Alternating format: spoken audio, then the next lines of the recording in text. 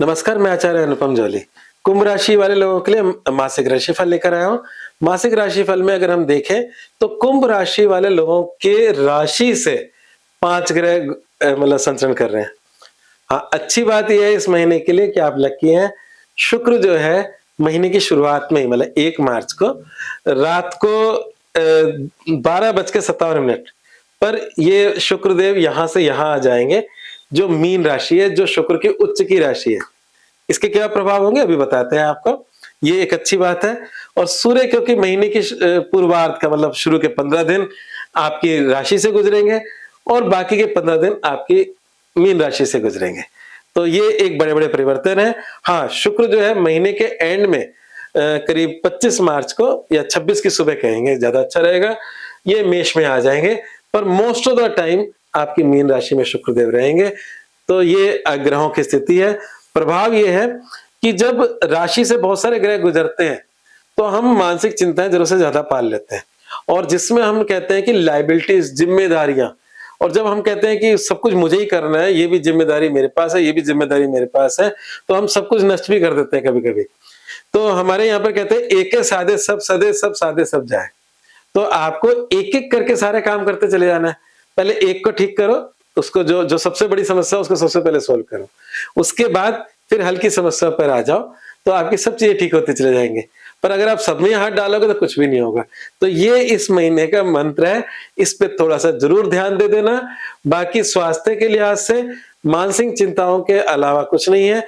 अपने क्रोध पर, अपने अहंकार पे, क्योंकि ईगो भी सूर्य देता है। तो जो महीने का जो 15 दिन है शुरू के, उसमें राहु, मंगल, सूर्य, इनका जो कॉम्बिनेशन है वो आपके मस्तिष्क में गुस्सा, तनाव, ये सब चीजें देगा। तो आपके स्वास्थ्य की समस्या तनाव वाली समस्या है, और तनाव के लिए कोई इलाज नहीं है, वो आपके हाथ में ही है। और हमारे यहाँ पे तो कहते हैं कि नाम सिमरन करें, मतलब प्रभु शरणमि केवलम, ये सब चीजें आपको इन सब चीजों से मुक्त करती है।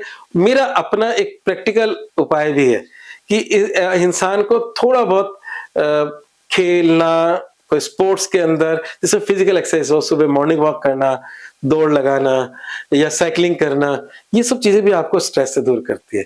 तो प्रैक्टिकल, या सबसे इससे भी थोड़ा सा और हायर बताएं तो जो प्रैक्टिकल उपाय है वो प्राणायाम। प्राणायाम से बहुत सारा स्ट्रेस दूर होता है। तो ऐसी चीजों को अपने जीवन का हिस्सा बनाएं। बात करते हैं व्यवसाय, करियर की, नौकरी की। तो नौकरी के लिहाज से समय ठीक ठाक है, कोई दिक्कत नहीं है। मंगल चिंताएं हैं नौकरी को लेकर, पर वो चिंताएं पॉजिटिव पक्ष की है। मतलब नौकरी को लेकर आप चिंतित हैं, और वो चिंताओं का मतलब आप उसमें इस समय एक्टिव रोल अदा कर रहे हो, तो पैसिव रोल अदा नहीं कर रहे। तो चिंताएं मत करें, चिंतन करिए। तो इस समय नौकरी को लेकर चिंताएं हैं, पर नुकसान जैसी कोई चीज नहीं दिख रही, ठीक है। और अगर हम व्यवसाय की बात करें तो व्यवसाय में भी कुछ नए इंप्लीमेंट्स आप करना चाहते हो। इस महीने में 2 मुख्य बातें आ रही है। पहला है ग्रहण, जो 3 तारीख को ही पड़ रहा है, और वो ग्रहण की चर्चा मुझे बहुत पहले कर लेनी चाहिए थी, अब कर लेता हूँ। वो आपके वैवाहिक जीवन में हो रहा है, जो कि अच्छा नहीं है। तो वैवाहिक जीवन में ग्रहण का होना जो सिंह राशि के अंदर पूर्व फल्गुनी नक्षत्र के अंदर हो रहा है, जो कि अच्छी बात नहीं है। इसके लिए मेरा ये कहना है कि इस समय अगर आपकी चिंताओं का एक कारण वैवाहिक जीवन भी है, तो इस समय आपको केयरफुल रहना चाहिए। कोई बड़ा जीवन साथी के साथ जो संबंधों का जो तारतम्य है, उसको बैलेंस बनाने में आपको मेहनत करनी है। जैसे मैंने कहा एक है साधे सब सधे। तो सबसे पहले अगर आपके वैवाहिक जीवन में दिक्कतें आ रही हैं, तो आप पहले सबसे पहले उसको रिजोल्व करें। उपाय तो हम देंगे, वो लास्ट में देंगे। तो ये बातें हैं। और प्रेम संबंधों की बात करें तो प्रेम संबंधों में चिंताएं हैं, सचमुच चिंताएं हैं। प्रेम संबंधों का जो प्लेनेट राशि मतलब राशि के हिसाब से बन रहा है वो बुध बन रहा है, जो वक्री है। प्रेम संबंधों में वक्री गुरु बैठा है। ये कॉम्बिनेशन सिर्फ चिंताएं देता है। या हम अपने जो भी आपका जो प्रेमी है उसके व्यवहार को लेकर परेशान रहते हैं। जैसे मतलब हम एक्सपेक्ट कुछ कर रहे हैं और हो कुछ रहा है, तो वक्री ऑल ऑफ सडन मतलब एक्सपेक्टेशन से विपरीत काम करवाता है। तो कहने का तात्पर्य है कि आप अपने इस समय प्रेम संबंधों में अपनी चीजों को लेकर परेशान है। वैवाहिक जीवन ज्यादा कष्टकारी हो सकता है। जिनका नहीं है वो मेरे को ब्लेम मत करना, क्योंकि हमारा ये मानना ये है कि जन्म पत्रिका जो होती है उसमें उसके ग्रहों के हिसाब से मुख्य फल होता है। ये जो प्रभाव है गोचर का, वो आपके मन पर पड़ता है ज्यादा। तो यहाँ पर हम मन पे जो प्रभाव होता है वो शायद हम पे दिमाग पे सारी चीजें करवाता है। तो इस समय इस कुंभ राशि वाले लोगों के लिए वैवाहिक जीवन अच्छा नहीं है, पर अपनी कुंडली के से योगा योग के हिसाब से भी इसको जरूर चेक करें। ठीक है, बात करते उसके हिसाब से उसमें कमी और अच्छाई आ सकती है, क्योंकि ये नेगेटिव पॉइंट था इसलिए मैंने स्पेशली जोर दिया कि आप अपने, अगर आपके जीवन में कुछ भी नहीं है तो आप खुश रहें, नहीं तो किसी ज्योतिषी को जरूर जांच करवाएं अपनी कुंडली। अब बात करते हैं समाधान पे आ जाते हैं। तो समाधान में एक अच्छा समाधान दे रहा हूं जो बहुत लाभ देगा आपको।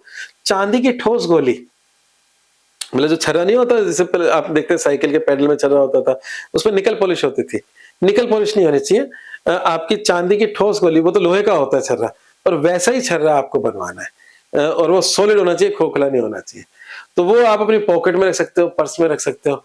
लोग जब पॉकेट और पर्स में नहीं रख पाते तो उसको पेंडेंट के रूप में बनवा लेते हैं कि छर्रे के ऊपर एक कुछ ऐसा लगवा लेते हैं जो आपके मतलब डोरी में, या आप काले रंग की डोरी में भी पहन सकते हो, जिससे कि आपको नजर भी नहीं लगेगी, और अगर आपके कोई चेन वेन है तो उसमें भी पहन सकते हो। तो चांदी की ठोस गोली अपने साथ रखें, वो आपके लाभकारी रहेगा। सूर्य, क्योंकि वैवाहिक जीवन का स्वामी सूर्य है, तो सूर्य को जल चढ़ाएं। सूर्य डैमेज हो रहा है, राहु के साथ बैठा है, केतु वहां बैठा है, वहां ग्रहण हो रहा है, तो इसलिए विकट समस्या वही बताऊंगा मैं। तो सूर्य को जल चढ़ाएं, और सूर्य को जल चढ़ाने के साथ मंत्र भी कर सकते हो, ओम घृणी सूर्य नमः। और यहाँ बैठे केतु का उपाय, मछलियों को दाना डालें। तो ये सारे उपाय आप करें, और अंत में जो देवी देवता को उपाय बताता हूं वो है भगवान विष्णु जी, जो आपको चित्र में दिख रहे होंगे। और यहाँ पर मैं फिर एक अपनी तरफ से हिदायत देना चाहता हूं, आपके कुल के देवी देवता, आपके इष्ट प्रथम पूजनीय है, उसके उपरांत विष्णु जी की पूजा आप कर सकते हो। विष्णु सहस्त्र नाम का पाठ कर सकते हो, और इस प्रकार का कोई भी पाठ कर सकते हो। विष्णु जी के ही 9 अवतार है, और एक मंत्र बड़ा अच्छा है, राम रामेति रामेति रमे रामे मनोरमे सहस्त्र नाम तुल्यम राम नाम राम में। इसका मतलब है कि राम का जाप करना विष्णु सहस्त्र नाम के बराबर फल देता है ना, उसके 1000 जाप के हिसाब से। तो जो लोग बहुत कठिन नहीं कर सकते, राम नाम का जाप भी कर सकते हैं। हालांकि राम जी जो है वो सूर्य को रिप्रेजेंट करते हैं हमारे ज्योतिष में, विष्णु जी बुध को रिप्रेजेंट करते हैं, पर सब कुछ मिला हुआ है। हमारी श्रद्धा बहुत इंपॉर्टेंट है।